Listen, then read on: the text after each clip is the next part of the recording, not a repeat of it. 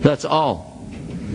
So there isn't any difference in the continents. Now let's go to nationality. And somebody's Irish, and somebody's German, and somebody's Chinese, and somebody's from Texas. I don't know what that is. But anyway, by the way, I'm not going to tell any Bush jokes tonight. That's right. I'm not telling any Bush jokes tonight. Unless I have to. That's the only way it's going to happen. I don't want to give him any free advertising, that's why.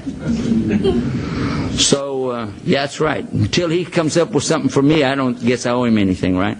Anyhow, I was thinking, you know what?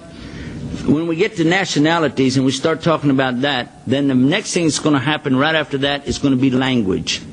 Because, they speak Urdu, or they speak Berber, or they speak Farsi, or they speak Arabic, or this guy speaks Chinese, and this guy speaks English. And then after that, it's going to be, what color are you? And that's one that we got over in this country. And I say that, I'm talking about all the Americas, is a big problem in color.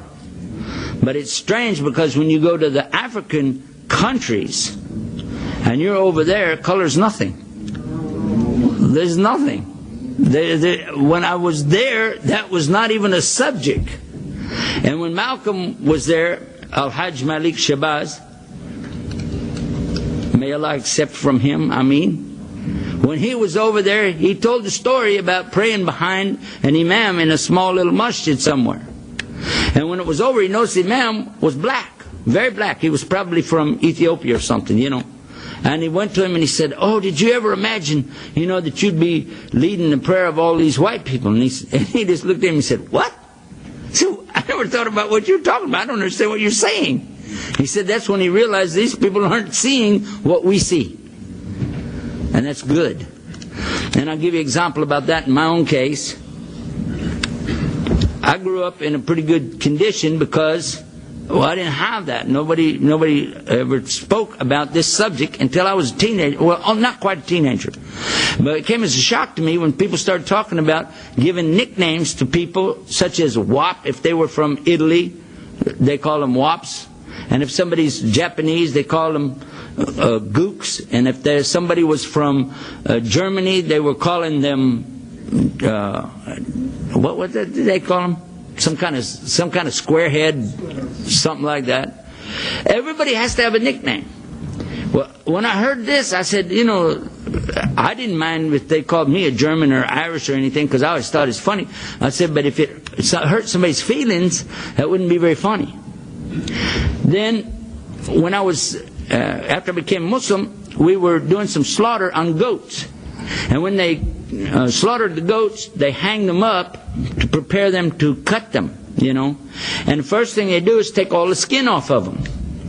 Now, I was doing what they called the biha. That's where you lay them down and pass the blade across the throat and allow them to expire. A nice way to say die, isn't it? Anyhow, I was getting ahead of them because I could do a lot of them before they could get them processed.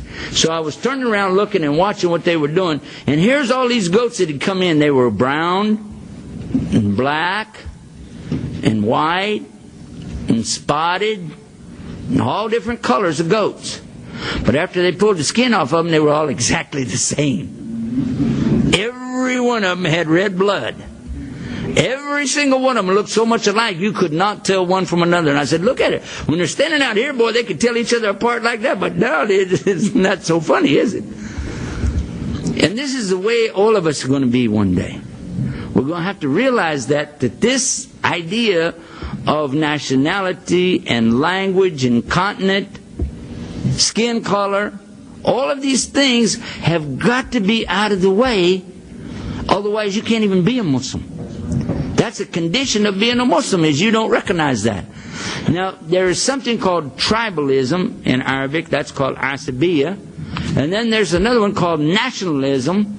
And in nationalism, that's where you're all for your country over somebody else's country, or your nation over their nation. And all of these things are something that the Prophet ﷺ warned us about. What is it that I'm talking about? I'm talking about division. And Allah said, وَاللَّهُ تَفَرَّقَ, and don't separate. haramat tafarqa. It's haram for Muslims to separate. You mustn't divide the Muslims. You mustn't divide the believers, because in so doing there is disbelief and there's lack of Islam. So this is why it's key for the Muslims to join together on all that is right and righteous. And sometimes we have to give up some of our petty differences. We have to forego a couple of, concessions here on this or that. And not worry so much about where somebody puts his hands where he prays. Aren't you glad that he showed up to the masjid to do the prayer? And if you don't like the way he makes wudu, well, just pray for him. Does that make sense? Because if we don't get it together now, how are we going to get it together on the Day of Judgment? I'm serious about it, and especially when we heard the beautiful hadith of the Rasul sallallahu alaihi wasallam when he was telling us that nobody's going to enter the Jannah.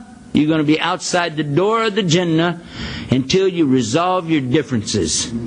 So why don't we do it now? That makes sense?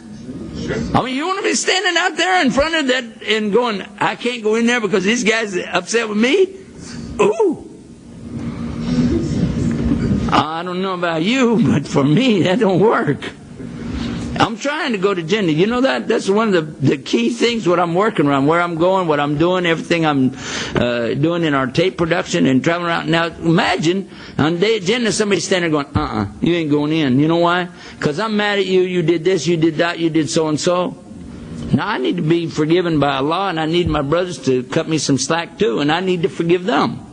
And the proof on that one is a beautiful one when the Rasul sallallahu alaihi wasallam said that